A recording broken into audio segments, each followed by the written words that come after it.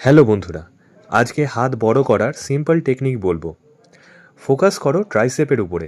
Tricep যদি pump নেয় আমাদের হাত অটোমেটিক্যালি বড় দেখায়। অনেকে জিজ্ঞেস করে বেশি ওয়েট নিয়ে মারলে কি হাত বড় দেখাবে? এটা একদম ভুল। ফার্স্ট সেটে এমন ওয়েট নিয়ে মারতে হবে যেটাতে তুমি 12 থেকে 15টা রেপস নিজের থেকে মারতে পারবে। পরের সেটে ওয়েট ইনক্রিজ করো, আবার 12টা রেপস নাও। তারপর সেটে ওয়েট বাড়িয়ে 10টা রেপস মারো। লাস্ট সেটে যতদিন না তুমি নিজের থেকে 10টা রিপিটেশন মারতে পারবে ততদিন তুমি ওয়েট বাড়াবে না। 10টা রিপিটেশন প্রপার মারতে পারলেই ওয়েট ইনক্রিজ করো নেক্সট টাইম। হাত বড় করতে গেলে নেগেটিভ রেঞ্জ অফ মোশন নেওয়া খুবই দরকার। Negative range of motion proper নিতে পারলে পাম্প নেবে খুব তাড়াতাড়ি।